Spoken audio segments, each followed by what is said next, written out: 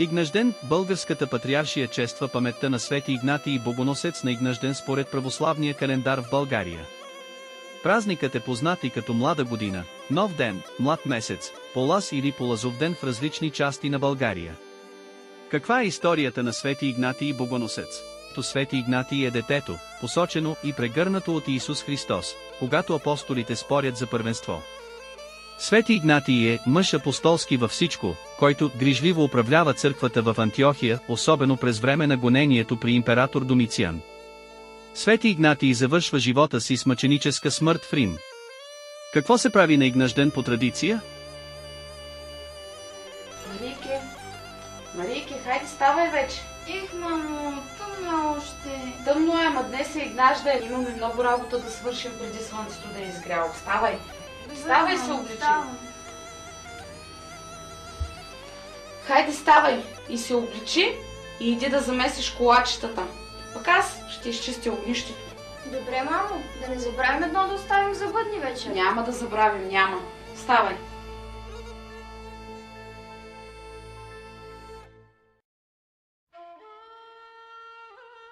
Замеси тук в нощовите колачетата, пък аз ще ида да разпилея пепелта около къщата, да ни заварди късметят и на кръстопът да няма бълхи през лятото. Според традициите Игнажден в източна България е първата коледна вечеря. Трапезата е изцяло постна. Празникът се свързва с зимното слънцестоене и се смята за началото на новата година. Нарича се още Млада година, Нов ден, Млад месец, Полаз или Полазовден. Най-характерен за празника е обичаят полазване. От това кой ще влезе пръв в къщата на Игнажден се гадае каква ще бъде и следващата година. Браво, Марийке! Хубаво си умесила тестото и колачетата хубави са се получили. Добра къщовница ще стане от теб. Но трябва да помниш, че ако се случи по Игнажден да не си родила, къщна работа ни трябва да хващаш, за да ти е леко раждането. Ти покрий тестото с месала да втас, пък аз ще да видя баща ти какви ги върши от сутринта. Ако сполезът е добър, той в къщата през цялата година ще има благоденствие и успех във всичко.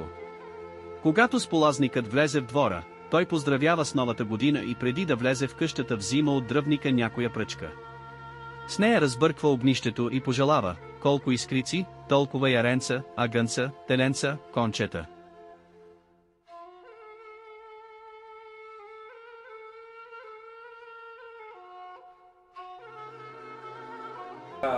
Тая моята стопанка много рано си станала. Станала я, днес нали е Игнажден. Ти нахрани ли животните?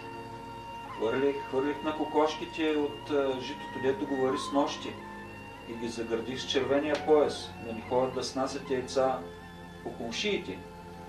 И ще сложа и някоя пара в кисията, да е богата годината. В много села сполазникът най-напред сяда върху донесените от него пръчки или слама и поседява така известно време. Това се прави, за да мътят квачките през годината и да дойдат по-скоро годежници, т.е. момци за момите. На този ден, който от стопаните излезе пръв от къщата, обязателно когато се върне трябва да внесе пръчки, които слага зад вратата.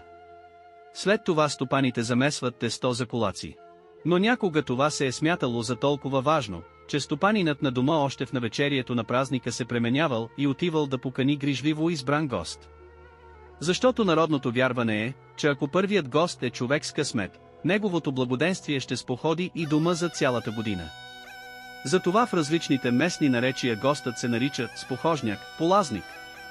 Тъкмо той изрича всички поздравления и благословии на празника. Добър е Господ, и тая година на никой длъжници не ни остави. Имаме се от всичко. По-малко, ама е достатъчно. И към тебе добър беше. Доста стока направи и продади, Кире. Право казваш, Булка, добър беше Господ. Дено полазника и тая година е добър човек и спретнат стопанин, да ни върви като миналата година. Добър ще е, добър ще е. Аз още вчера поканих майстората нас, а той е добър човек и голям майстор. Зато и гледай добре да го даруваш. Аз и нова риза съм извезала, и чорапи нови съм изплела, и кърпа съм приготвила. Подобаващо ще го дарим. Браво, браво. Добре си направила, той майстората нас заслужава. Те, право думаш, ама аз да ставам да слагам масата, че кое време стана? и материализира думите си в обредни действия. Гостът трябва да изпълни всекидневен и дребен наглед жест, да разруви с клонка жарта в домашното огнище.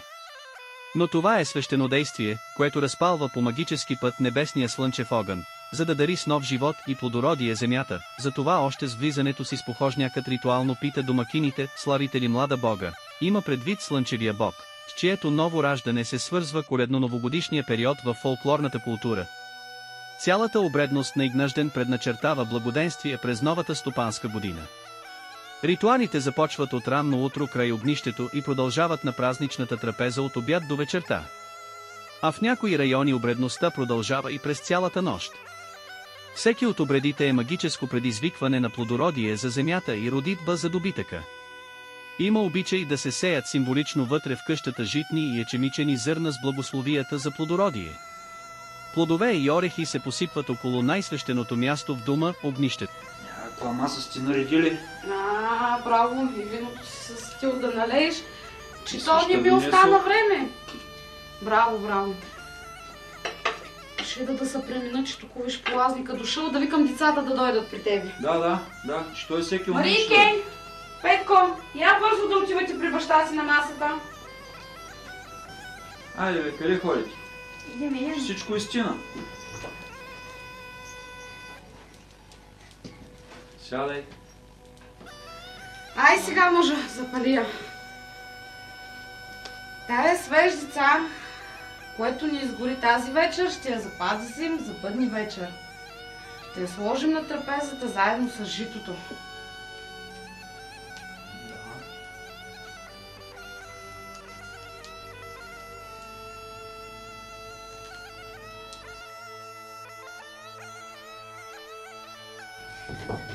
Някой чука. Дано да е полазника, върви да видиш, да го посрещнеш. Да видя. Върви, дано да е полазника, да го посрещнеш.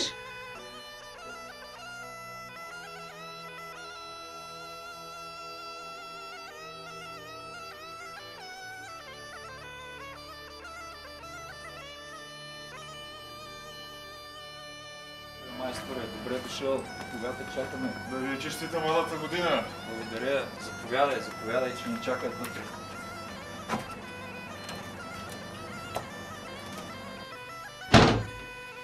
Майстор, Атанас... Славите ли млада бога? Славим! Добре си ни дошъл, да ни е честита годината. Сповадай ви на вас, че ме поканите. Марийке, колко си пораснала. Млада жени не си станала вече. Малка ни още момата. Не бързай. Малка, ама всичко вече може да прави. И колачетата тя изпече тая година. За станиника кравая ще направи за бъдни вечер. И до година сигурно с лазарките ще ходи да лазарува. Тъй. Сповадай ви на вас, че ме поканите. Ама и ти, Петя, колко си пораснал? Скоро как си ще надминеш? Я да видим какво съм взел тук за теб. Хайде, стига приказки да сядаме, че гозбата е истина. Гозбата може да почака. Като гледам, и тази година стопанката добре се е потрудила. Ами ти, стопанки, кажи, къде да сложим съчките? Ей, тук пред огнището.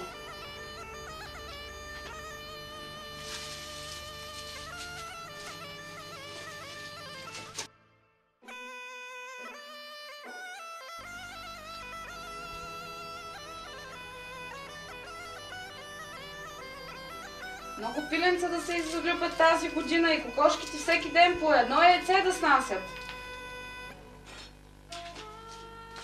Колкото искрици в огъня, толкова пиленца, толкова рагънца, толкова яренца, толкова теленца, толкова яйца, здраве и берекет в тая къща. Амин, дай Боже! Дай Боже!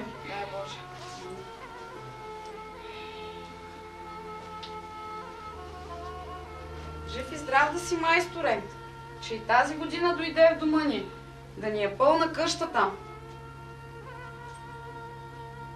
Дай Боже! Заповядай. Хайде вече да сядаме. Аз да взема да прикадя. Прикади.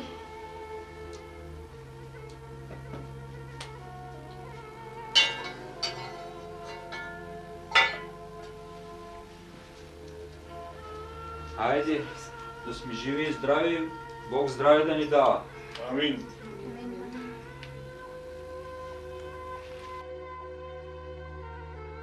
Тая свеж, житото и орехите ще запазим за бъдни вечер. Хайди, майсторе, ти си ни полазника, ти разчупи питката.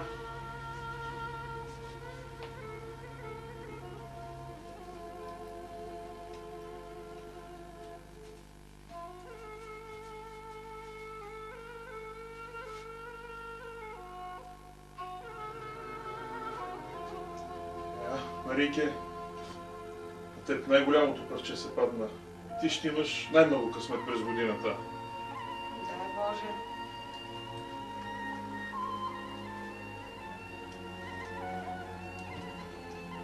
Айде и на Петю. Порасне голям и той тази година. Ще Живи порасне. и здрави. Айде и на теб, Стопанки. И тя. Ама пугангите как са се разпукали. Тази година все женски пиленца и ягенца ще имате. Тъй. Както го казваш, така да се случи. Живот и здраве да имаме в къщата. Айде сега заповядайте. Да, на тебе, на здраве. На здраве!